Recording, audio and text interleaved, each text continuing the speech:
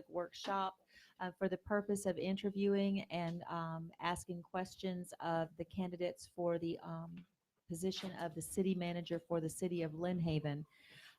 We're going to, I've been conferring with our city attorney, Adam Albritton, and we've talked about a way of decorum for the meeting.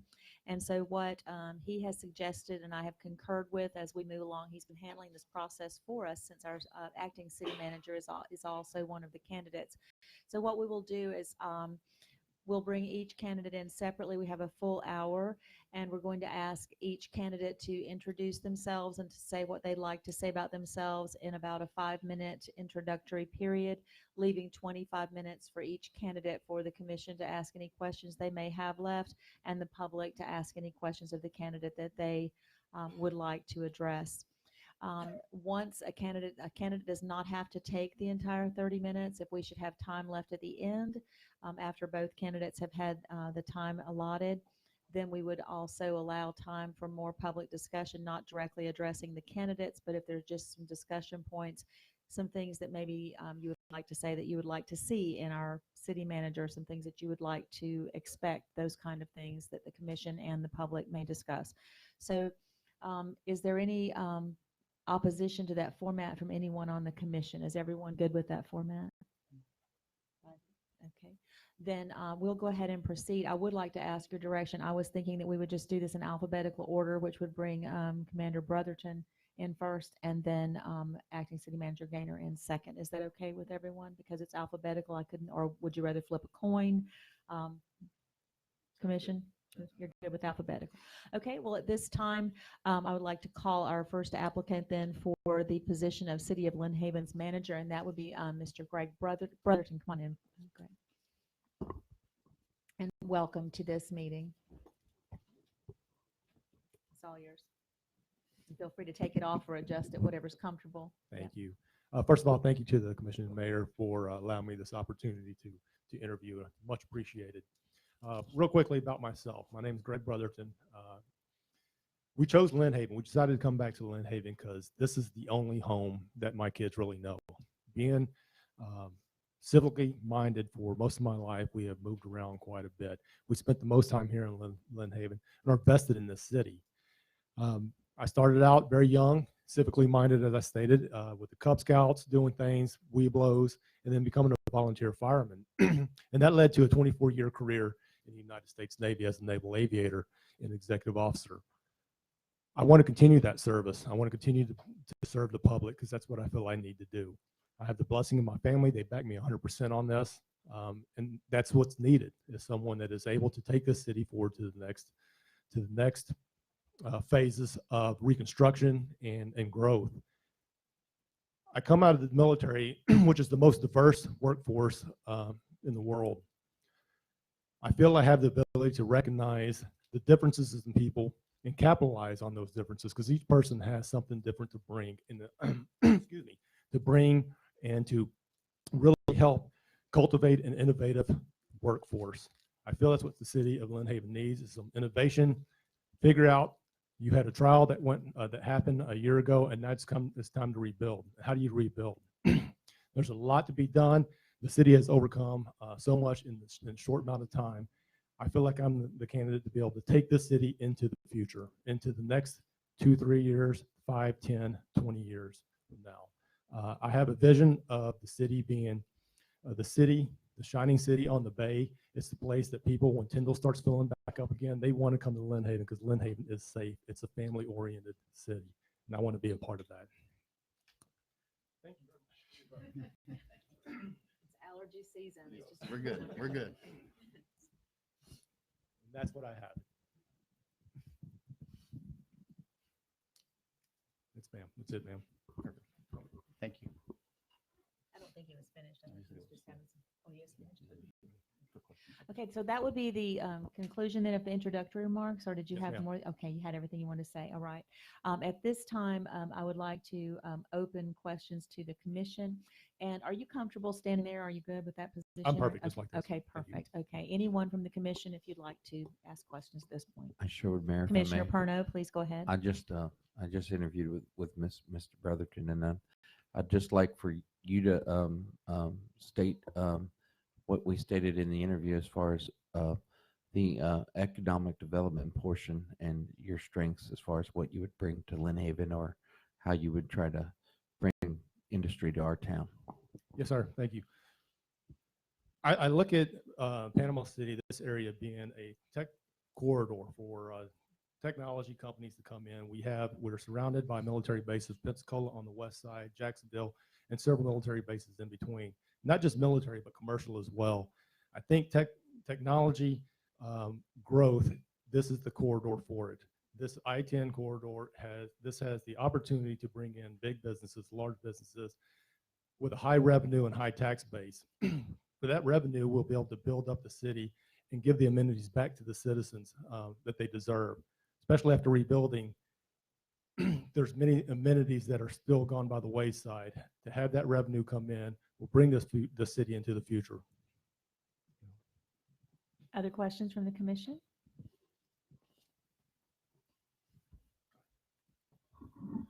Commissioner Russell? Thank you, Mayor. Mr. Bothington, if you could relate your career history as XO with the Navy Air Station in Key West as to how it would relate to work as a city manager. Yes, sir. So executive officer of several installations. I was the executive officer of the Naval Warfare Center here in Panama City, as well as the executive officer in Key West. The executive officer is the city manager. An installation is a self-contained city in itself. We had an airport. We did 100,000 flight operations per year. I had my own fire department of 60 to 70 firemen at any time. I had my own police department of 55 service members and civilian police officers. We had our own harbor port operations where we bring ships in. In fact, in Key West, our harbor opens up to the city of Key West cruise ships with an in-kind lease with the city of Key West in order to bring money into the Navy as well. Public Works was one of our biggest departments. So we ran Public Works. We increased the operations in Key West to about tenfold from what it was when I first arrived there. And that's even after Hurricane Irma hit us. So we do disaster preparedness, emergency preparedness, recovery. We did the evacuation of the entire Keys. That was my responsibility to get all of our service members and their families out and get them back safely, and we didn't lose one person the entire time. So I'm proud of that fact. So we're well versed, I'm well versed in emergency preparation as well as recovery. Thank you. Thank you. Are there other questions from the commission? I just have one. Okay. My question to you, sir, is are you familiar with and have you had to deal with FEMA and things of that nature while down at Key West? Yes, ma'am. We have. So after Hurricane Irma came, the most recent disaster we had to deal with, we had FEMA come in actually ahead of time, knowing that the storm was coming and having a pretty good idea of the track, touch base with them. So I've touched base with federal, state, county, and local officials and worked through them throughout the entire preparation, the sustainment, as well as the recovery of Hurricane Irma. FEMA came down. We worked out with them on the installation because if anyone's ever been to Key West, housing is very difficult to come by. We opened up our base, allowed trailers to come on board. In fact, the Empire State, the FEMA ship, we brought into our port in order to house displaced personnel, not just military, but civilians as well, residents of Key West as they came back into their what's left of their homes. Yes, ma'am. Other commissioners? Yeah, yes, Mayor. Mr. Brotherton, I'd like to ask you, you have a very good background, I know, and it's all mainly military background. Do you think that military background, that training that you've had, those experiences in the past, would translate well over into a city government role, dealing with citizens as opposed to people that are under your charge, like you have on a base? So there are some nuances there with a base in a city. I just want to make sure you feel like that could translate over from military life to civilian life without any major hiccups, I guess. Yes, sir. Great question. Absolutely.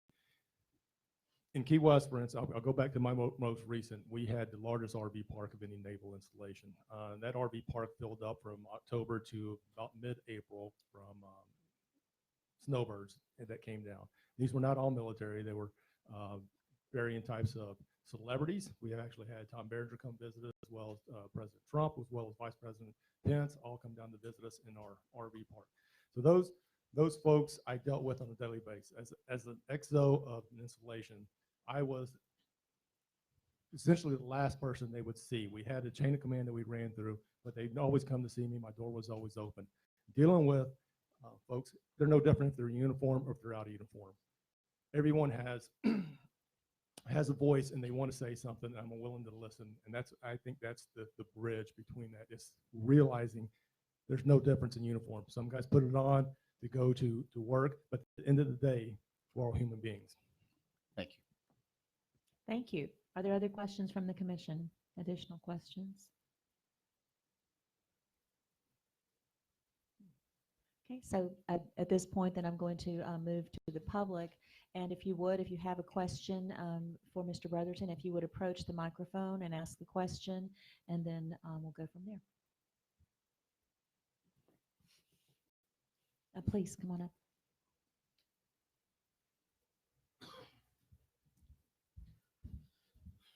Good afternoon, Rich Walker, 1106 Michigan Avenue.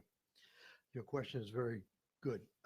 Military background has not helped this city in the past, in the 17 years we had. That didn't go too well for us. We now have a new military man downtown, and he seems to be doing quite well. His transition is good. Your question is good. My problem is this: as a military officer, XO, and with your training, war colleges, and et cetera, you're in charge of everything.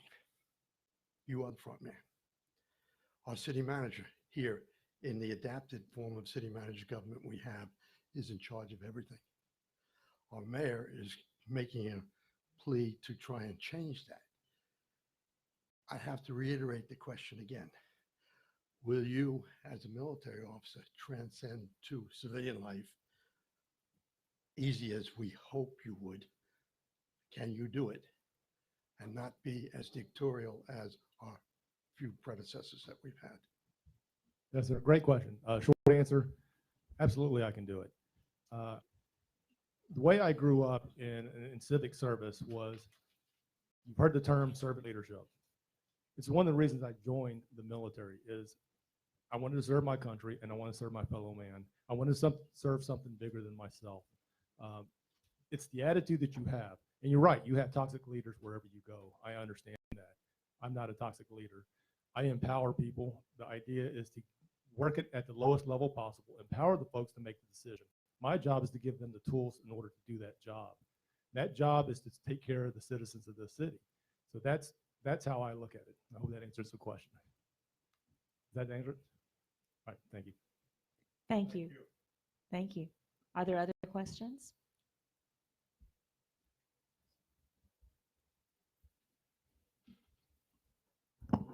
I don't have a very clear question in my mind, but I think I understand from your wanting to be of civil service and continue to do so in your civilian life. I think I understand why you applied for the position and feel competent to do it, to do the position. But I understand that at one point you did rescind your application, and then you decided to change and come back. So I'd like to hear why you have rescinded your application and what has brought you back. Yes, ma'am. As I thought about this job before, when the advertisement came out and I applied for it, I was applying for it because I was getting ready to transition out of the Navy and I wanted to continue service without taking consideration of really my family. For 24 years, I've left my family in the shadows. I put myself 100% into my job, and at that time, for so long, as my wife likes to joke, the Navy was my mistress. And it's unfortunate, and I'm trying to buy that time back. Over the last year, as I got ready to transition, there's been a change. There's been a change that my family's more important than anything. They're here today. They're my strongest advocates, and they're also my most critical, harshest critics. But so my wife and I prayed about it. And I felt like I don't know. I don't know if I want to get in this because I don't want to lose them. And I know this job takes a lot of work. I understand it. I did it for 24 years. I understand it. So I prayed about it, and that's when I sent the letter. Didn't let my wife know. I sent the letter in, and said, and then the rest of the time, I had this cloud over me. Did I do the right thing? Am I doing the right thing? Am I being selfish? So we prayed about it again. And when she came up, she goes, "I back you 100% because I know you can balance your life." I said, "All right, then I'll go and do the interview." Thank you. Yes, ma'am. Is this your family on the back right here? It is right there. My Would you son, like my to son. introduce them to us? And thank you all for coming today to be here. Thank you. I warned them not to because this would happen. My son Josh, who just got accepted to the Navy, my daughter Joyce at North Bay Haven, my wife Eugenia, and my other daughter Jane, who is a Bozeman Buck as well. All right. Welcome, all of you. Congratulations to you as well. Do we have another question? Go ahead. Name of Leon Miller, 1508 Mississippi Avenue. Lynn Haven is a well-diversity community. While stationed in Key West, how well did you work with the diversity community and the community? It's very good. So the joke in Key West is the Navy and Key West are married because they are. Key West brings in $1 billion to the economic engine of Monroe County. We are tightly integrated within the city and the county. Diversity down in Key West, we talk LGBT, whatever the diversity is, it is the most diverse city I think I've ever been in. And we've been all over the world, all over the states and all over the world. That relationship was so good that we actually, in Veterans Day parades, when we have those, we have full support of everyone in the city. They ask us the Navy to come to every Christmas parade they have. And if you've ever been to Key West, they have parades starting in October until April. And the Navy's invited to every one of them because of that close relationship. Thank you. Are there other questions from the public?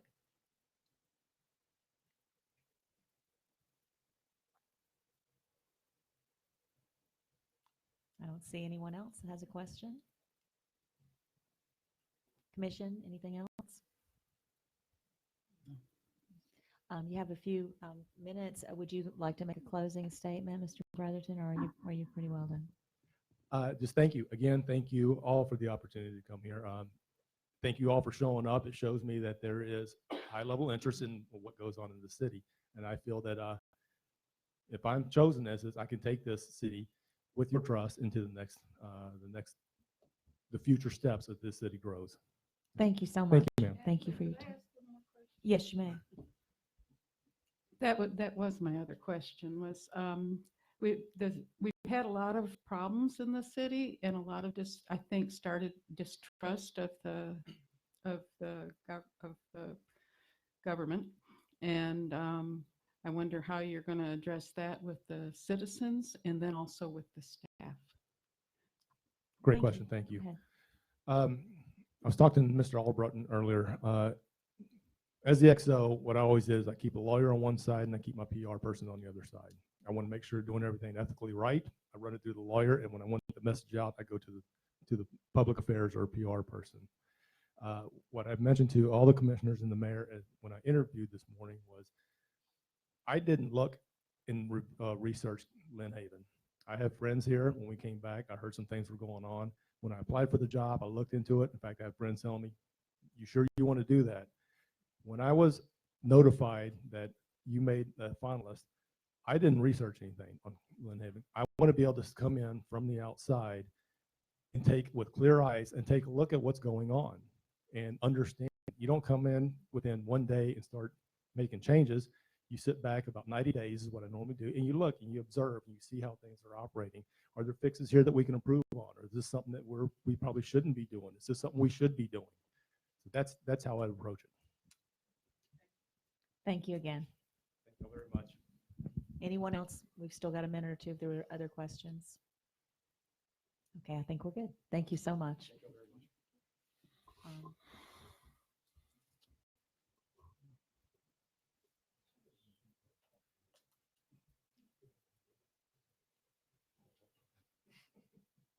You would like to invite Ms. Gaynor in at this time?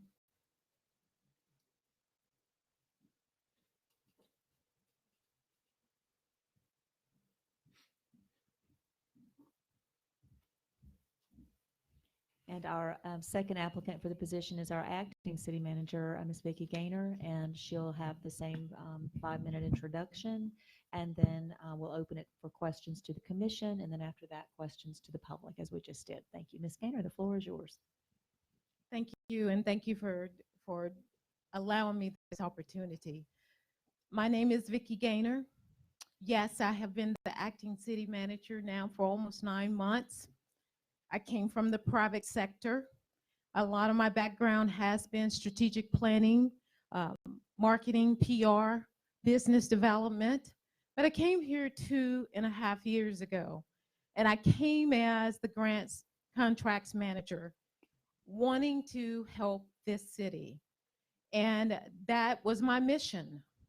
I see myself as being a servant leader, very strategically focused.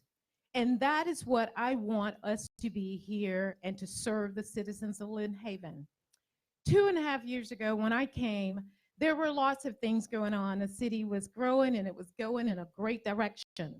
And then we had a couple of bumps in the road. And so I was offered to be the deputy city clerk. I became the deputy city clerk. Then another thing happened. Offered to be the HR director. I was the HR director, along with being the deputy city clerk. Then another thing happened.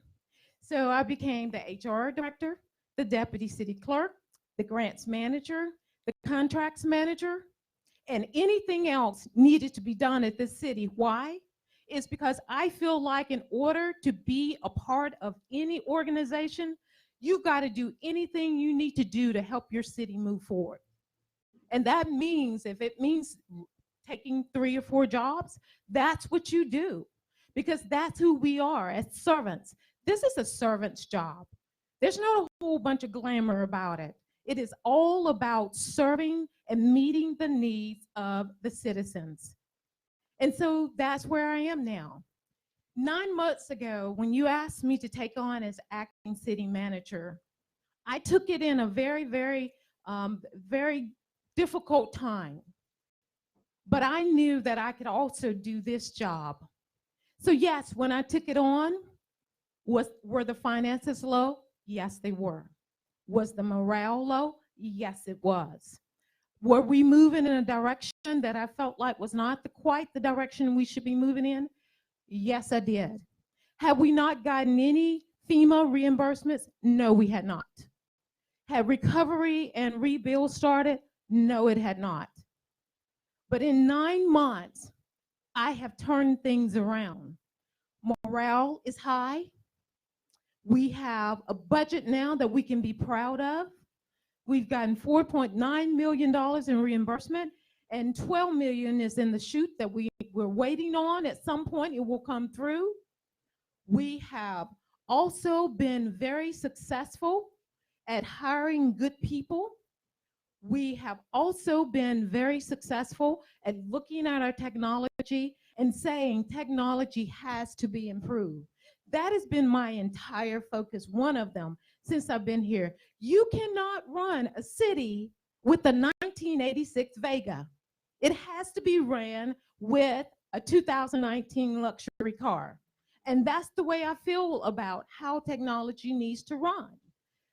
We are in a process now. We have the opportunity to make sure that employees have the opportunity to do their jobs well, that we can track what we do. We can have internal controls in place. Were internal controls in place when I came on board? No, they were not. The budget manager was hired to do just that, to make sure that there were internal controls in place, and there are internal controls in place. How have we been able to come back and bounce back in our finances? FEMA reimbursements. We had another grant, a ditch cleaning grant. One of the things I love now is knowing that residents don't have to lay their heads down at night thinking, will I flood? Will I not flood? They won't flood. But we're not finished with stormwater yet. That's just the beginning. Have we applied for other grants? Yes, we have.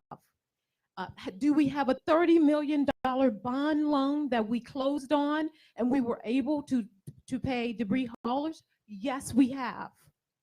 So is the city moving in the right direction? Yes. I told you a couple of months ago, by December, that the roofs would be on, we would be in the rebuild process. Are we in the rebuild process? Yes, we are. Roofs are on. Garden center is being redone. Bids are out for RFQ for the recovery. King Griffin Park is getting ready to have a new facelift. The city is moving forward. Time is of essence. We don't have time to sit around and decide what we're going to do. Decisions need to be made. They sometimes have to be made quickly. I'm that person that makes those decisions quickly when need to be, because being in the marketing and communications world, you have to be a critical thinker.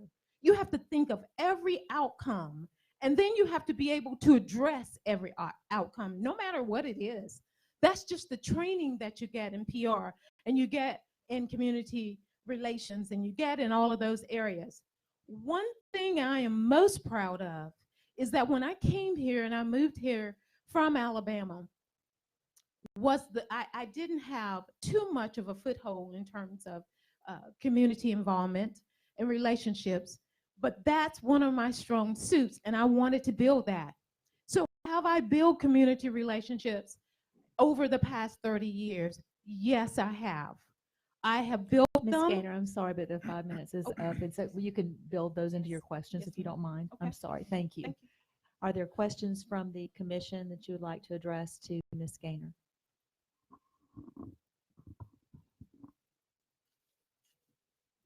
Anyone? Since I interrupted what you were saying, I would like to ask the question, could you give us some examples of your community involvement? Sure. I've served on several, in my 30 years, I probably served on about 15 boards. And I don't serve on those boards because they are on my resume. I serve on those boards because it goes back to being who you are. Are you a servant leader? Do you want to see your community succeed? And that's what you do when you want to see your community succeed. I served on a couple other boards where I've helped with children and Head Start and the chamber. I have built those relationships over the years. It does not come overnight. So right now, can I call any community leader that I know on a county level, on a legislative level, even in Washington, and ask for help? Yes, I can do that, because those are relationships that I built. Do I know about FEMA, how FEMA works, what to do to make sure that we get the money we deserve?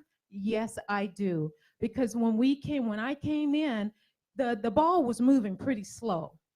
And so we had to do a lot of fast moving to say, look, we will not take this as an answer. We want to know where our money is, and we want it now. And we were able to get that money. So I think with the relationships that I have built over the past couple of years, I think that this will help spring forward City of Lynn Haven, because you're going to need that. We are not an island. We are a part of a great community, and we have to act like we're part of that great community. We have to utilize every resource we can to move forward. And for the rebuild and recovery of this time, we're going to need all those relationships to make it work. Thank you.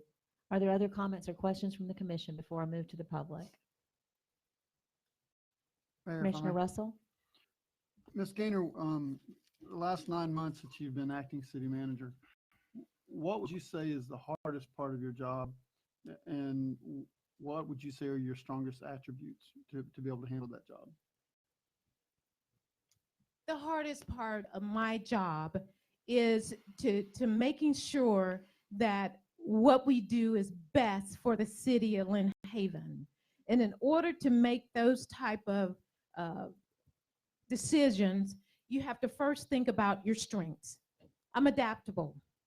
Surely, just from the things I've done in the past 2 years, it has helped me to adapt to whatever situation I've been put in. I'm flexible. Flexibility, many of you seen my signature, flexible people don't get bent out of shape. And so you have to be that person who is flexible, because sometimes people are not going to agree with your decision. When you make a decision, there will be 20 people that said you made the great decision, and there will be 20 more that said you didn't make a good decision. So you have to know, you have to be strong in your decision you make and stick with it. Thank you. Are there other questions from the commission? Yes, I do Go have ahead, one, Mayor, if I Commissioner may. Aldridge.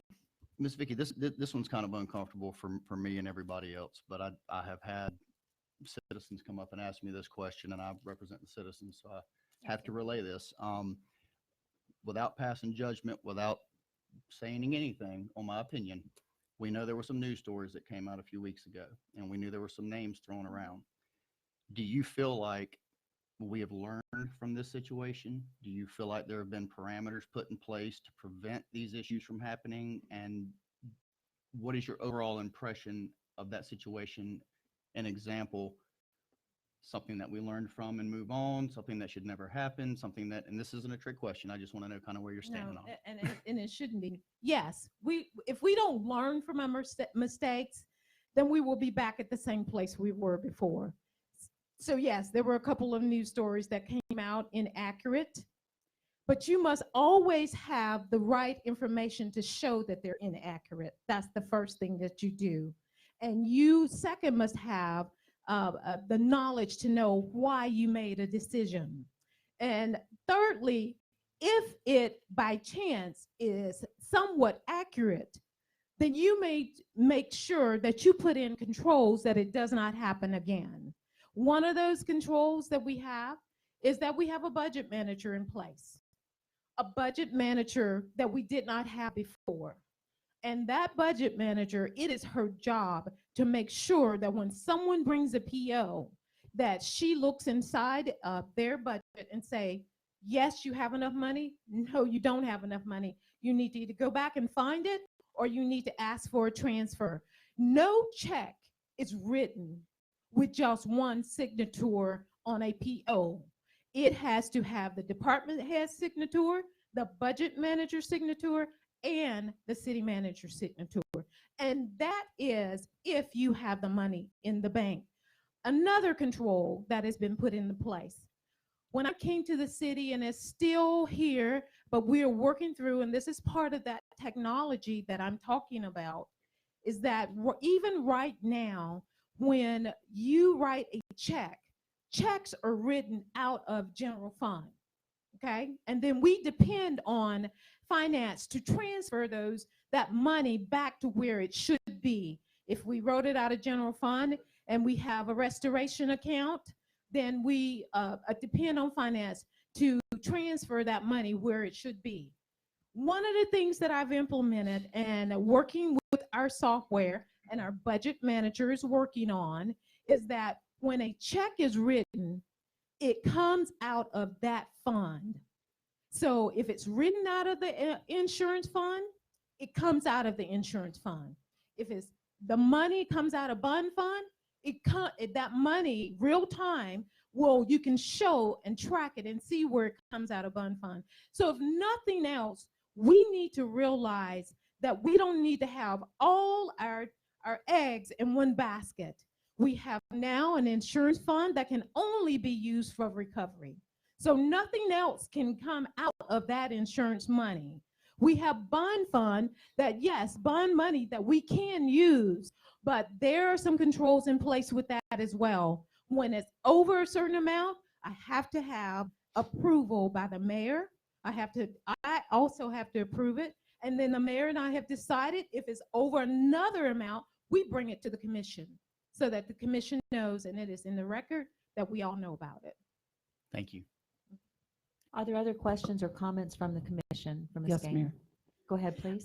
Ms. Gaynor, sorry for my back, but what is the amount where you decide out of the funds, and what is the amount that you and the mayor decide? Okay, so in the purchasing policy, it said anything over $35,000 has to go out for bid. But there are situations where the commission approves it. For instance, here's a great example. We have done the bid for the roofs. You have already approved $371,000. You've approved that we pay that vendor. So when $81,000 of their first draw is asked for, I already have permission from you to do that.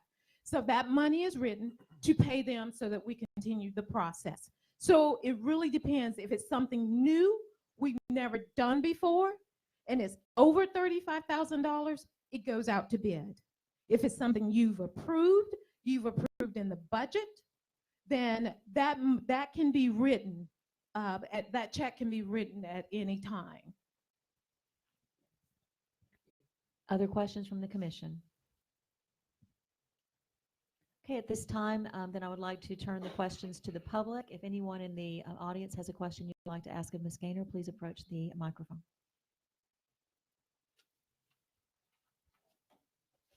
Sure, go ahead.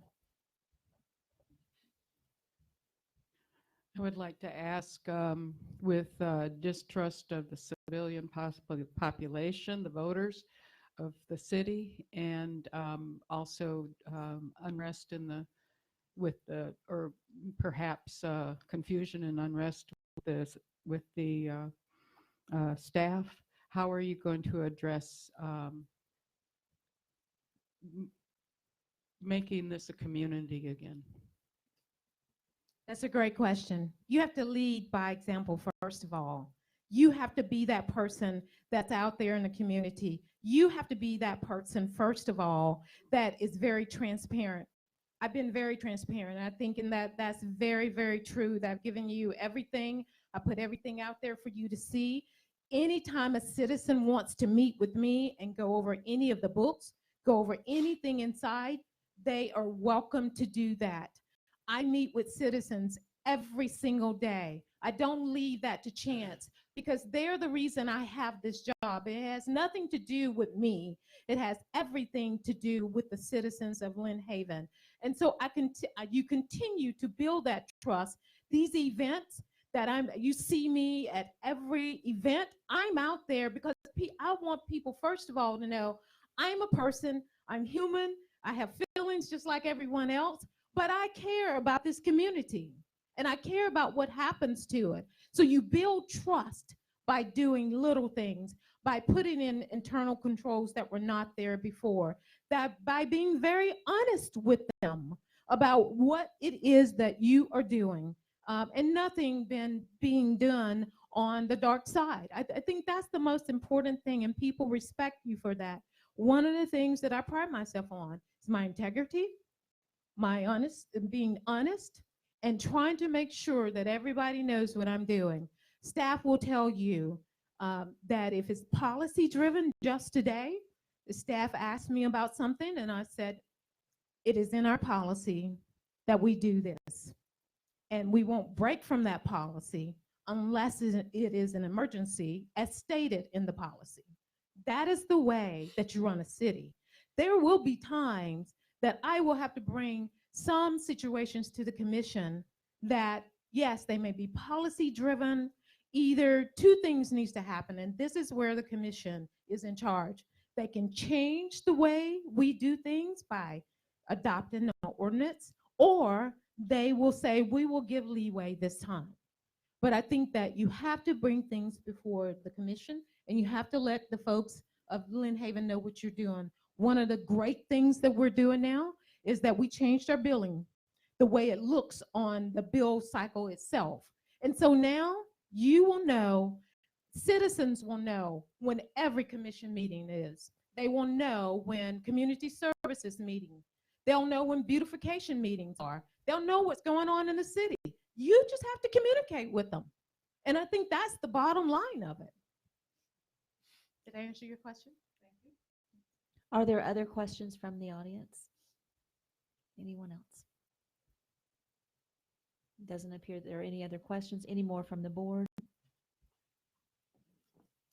Okay. At this point, then if you'd like to make your closing remarks, Ms. Gaynor, we'll be done. Thank you. As I said at the beginning, I am a servant leader, And that means that we serve our citizens. Citizens have to be first in the decisions that we make. We have to know that we are doing it for the best, what's best for the city of Lynn Haven. I have a desire to move this city forward. I have so many visions that the Lord has given me, along with so many of you that I've talked to and say, have you thought about this?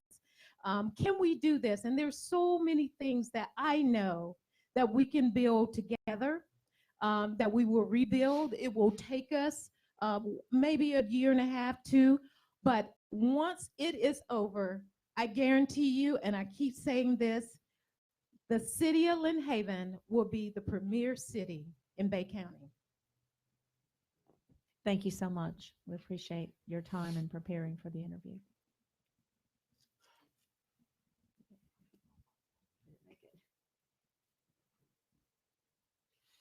At this time, we have about a little over 15 minutes left, and we will be conducting a special meeting this Friday that is in the morning at 10 a.m. Friday morning, and at that time, the commission will make their selection.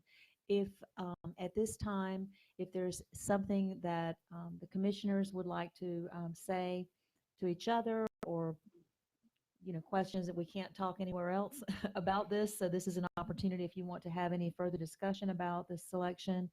And then if the commission has no further comments, then I would open it once again to the public. If you have something that you'd like to say to the commission regarding their selection of one or the other of the candidates, if you have anything you'd like to say on behalf of one of the candidates, you'll be welcome to do that. So I'll give it first to the commission.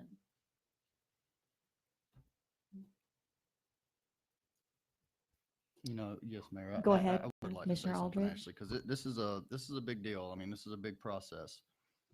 We've got two people that have built their lives on top of their careers and working hard to attain where they are, and I acknowledge that. So from my standpoint, I first off want to say I believe that both candidates are good candidates that applied for this job. I don't necessarily think that. Well, I'll leave that alone. Both are very good candidates. And I want to say thank you to the families that showed up, to the people that came out and are supporting their family members. And I want to thank the candidates for coming out and actually, realizing this is a very difficult time that we're in. It's a lot different applying for a job. And I think we all should remember this. It's all different, way different to apply for a job in a city that's well put together and working like a well-oiled machine. We went through a nuclear blast a year ago. So rebuilding this is a momentous task. So I'm thankful that there are people that are still willing to serve, and I'm thankful to the candidates, and I'm thankful to the citizens and the families that have come out for this process, because it is that important for our future. So thank you. Thank you, Commissioner Aldridge. Anyone else on the commission have anything you'd like to say? Okay, it appears not. Is there anyone in the audience who would like to say something on either behalf of one of the candidates, or just make a statement about city manager in general, what your expectations are, anything of that nature?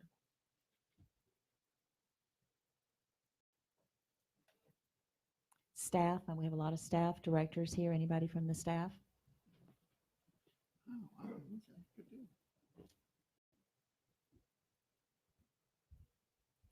My name is Stephen Finger. I'm a police officer. I'm a police officer for the city of Lynn Haven. I love Miss Gaynor to death.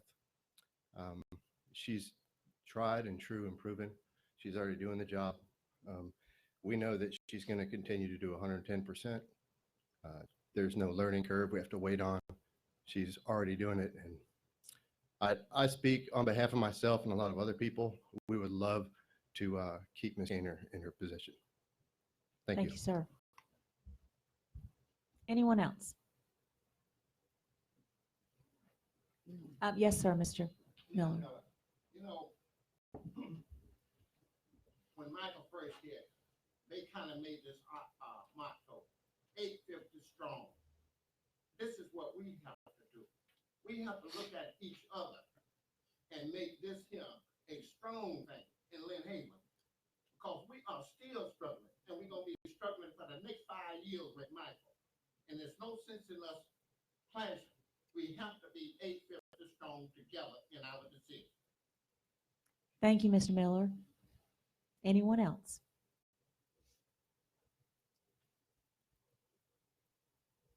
Okay, look up, go ahead. Yes, please go ahead. Do you mind? We're a live broadcast, and so that way it brings everybody forward. So I am Greg Brotherton's wife. We have spent time all over the world. The one place we wanted to come back to is Lynn Haven. It really is our home. So regardless of whether or not you have the wisdom to hire my husband, who is hardwired to do this job, we are just thrilled to be back here. We are glad to be part of this community. Mr. Miller, you are absolutely correct. So thank you very much for your consideration of it. Thank you so much for coming today. Thank you for his service, and a lot of times what people don't realize is that when one member of the family serves, the whole family serves. So thank you all so much for your service. Anyone else?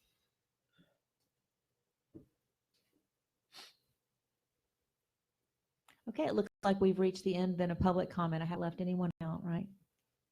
Okay, we have about 10 minutes until our regular commission meeting begins at 4, and I would declare this workshop adjourned. Thank you.